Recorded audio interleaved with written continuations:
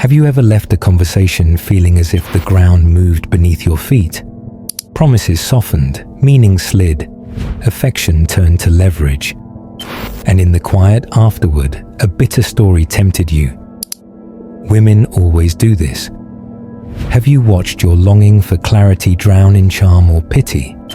Felt your spine negotiate with approval, and woken to the suspicion that you are playing a game whose rules get rewritten mid-match? Arthur Schopenhauer flung gasoline on that pain with lines that brand women as naturally deceitful. Take a breath. The claim is false as a law and dangerous as a habit.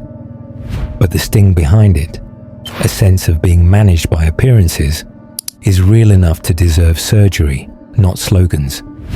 Schopenhauer's philosophy divides reality into the world as representation, how things appear, and the world as will, blind striving pulsing beneath every polite sentence. From that lens, he often saw human dealings as theatre for appetite, and, through the biases of his century and his wounds, he fastened harshly on women. Treat his invective as a diagnostic mirror for power disguised as sweetness, not as a verdict about a sex. The mistake is to turn a philosophical hunch into a biological law. The use is to let the hunch sharpen your sight where any person, including you, confuses desire with truth. Begin by admitting the incentives. All humans curate. We soften edges to belong, withhold facts to avoid penalty, amplify virtues that trade well in the current market. Courtship makes curation artistic. Commerce makes it professional. Politics makes it compulsory. If you interpret every instance of the impression management as feminine treachery, you will miss the male versions you practice. If you pretend there is no curation, you will keep purchasing illusions at retail. The sober stance is simpler. Everyone edits, motives mix, patterns exist, specifics decide. Schopenhauer's will exposes your chief vulnerability, the truth you most want to be true. Longing is the easiest material to sculpt. You are least critical where you are most hungry. Status, touch, rescue, absolution. Demonizing women will not save you from that hunger. Ordering your hunger will. Hatred is just another mask the will wears to avoid self-government. So hold two things at once. Refuse misogyny as an error and a weakness. Embrace vigilance as respect for reality. You can name tactics, flattery, triangulation, ambiguity, strategic tears, strategic anger, without slandering a sex, because the same tactics appear in boardrooms and locker rooms and pulpits. The task is not to accuse. It is to discern and to become difficult to steer by anything except reason, promise, and proved care. Schopenhauer's hammer was meant to smash plaster. Let it reveal beams you can strengthen, not neighbors you can despise. The lie that ruins you rarely begins in another's mouth. It begins as a story you volunteered to believe. You want the shortcut to belonging, the absolution that costs nothing, the narrative where your delays are depth and your fear is virtue. Confirmation bias feeds you evidence. Sunk cost fallacy keeps you paying. Loneliness signs the contract. Modern platforms monetize this drift. Attention is bought with outrage and stroked with validation, and both feel like truth when you are tired. Put any human, woman, or man in that economy, and you will see the same repertoire of soft controls because the currency rewards them. There is also the older biology. All of us manage risk by signaling. We signal safety, fertility, competence, status, commitment.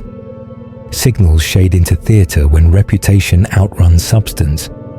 Theatre hardens into manipulation when another person's agency is treated as a prop. You have done this. You have smiled through a boundary you intended to break. You have implied promises you never meant to carry. You have offered sympathy where honesty would have cost. Now widen the lens. If you label your tactics necessary and other people's tactics treachery, you will moralize your advantage and criminalize theirs. That is resentment with manners. What then is the masculine move? Replace appetite-led reading with audit-led reading. Audit claims against actions, warmth against continuity, story against time. That does not mean cynicism. It means sampling reality at intervals longer than a mood. Promise is cheap on Tuesday night. Reliability on 50 Tuesdays is expensive. Tears can be sincere and misused. So can eloquence, credentials, charity. Ask what recurring pressures surround the person and what choices they make when those pressures bite. You are not a detective hunting agenda. You are a builder testing load-bearing. The first mercy you can offer women and yourself is to stop making fate out of episodes. People learn, repent, relapse, grow. Patterns matter, not one scene that flatters your bitterness. The second mercy is to stop grading intentions you cannot see and start measuring results you can. She manipulated me sometimes means I sold myself a dream and punished her for waking me. The antidote is not suspicion. It is stewardship over your attention, calendar, money, and word. Stewardship makes you less purchasable, which quietly makes you fairer because you are no longer a buyer who demands theatre to stay. Dating is an economy of signals and selections. Beauty opens doors. Status sets tables. Attention is a commodity. Scarcity makes everything look shinier. Fear of aging or irrelevance distorts bids on both sides. In that churn, theatrics bloom. Men inflate competence, women inflate interest. Both inflate future selves they have not yet built. If you enter that bazaar desperate for identity, you will call ordinary haggling female deceit and excuse your own performance as playing the game. Disentangle yourself. Approach as a person with a standard, not a customer with an ache. Name what you are truly trading. If you want admiration, earn it where physics can judge you. Work, skill, service. If you want faithful warmth, select for loyalty under pressure, not intensity under music. If you want children, watch for reverence toward family and a sober relationship with time. Translate vibes into verifiable behaviors, keeps promises, budgets reality, speaks plainly, apologizes with repair, says no cleanly. Those are human excellences, not gendered exceptions. Do not punish women for wielding the leverage a market gives them. Do not punish yourself for declining a market whose incentives corrode what you value. You are free to leave rooms built to reward duplicity and to build rooms where honesty pays. That looks like pace you can afford, boundaries you can keep, terms you state early and enforce first on yourself. It looks like refusing to buy intimacy with self-erasure or to purchase control with contempt. It looks like quiet competence replacing theatrical charm as your lead signal. It looks like courting in daylight and choosing in sober hours. Expect tests. Some tests are childish, some are prudent, some are manipulation, some are due diligence. Read with patience, reward the prudent, refuse the childish, name the manipulative and step away. You do not need to litigate motives. You need to protect a future you will have to carry. Where honesty is reciprocated, be generous. Where ambiguity buys time to extract more from you, end the negotiation with calm. No is not anger. It is stewardship of a finite life. That life is too short to waste on rooms that despise what you intend to become. You will meet patterns. Strategic ambiguity keeps you guessing, so you spend more. Triangulation keeps rivals present, so you compete for a prize that may not exist.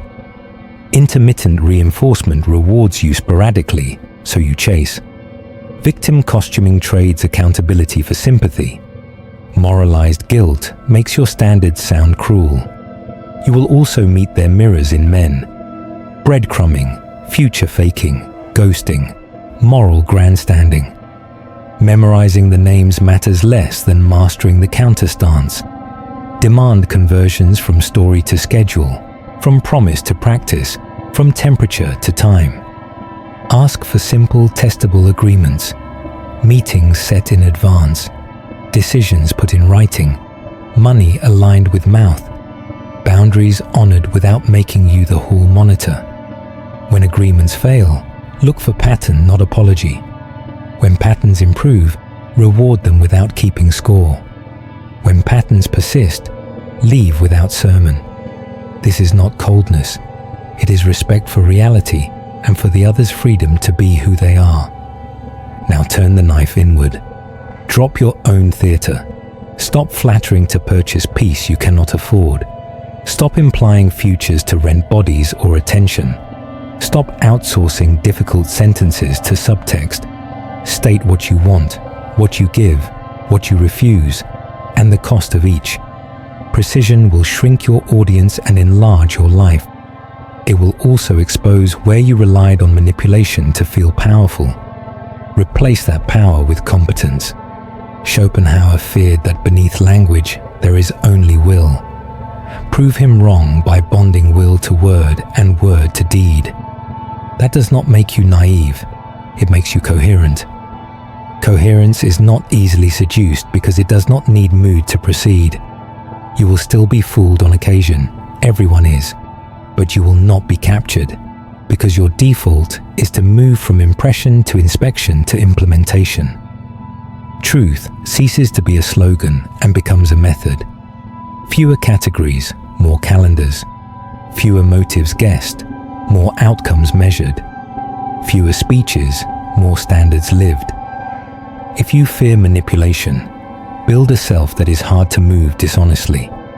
That self is made in ordinary disciplines. A standard is a rule you obey before you like it. Choose a handful that carry your future. Sleep guarded, training kept, work begun before reaction, debt paid on time, generosity planned not performative, Sabbath from screens, no secrets that would end you if read aloud. These are not ascetic trophies. They are anchors.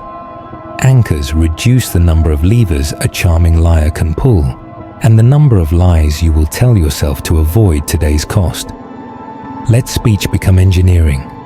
Talk for alignment, not theater. When you praise, be specific so admiration grows spines. When you confront, bring facts and a repair path. When you commit, calendar it. When you end, own your share and keep the rest private.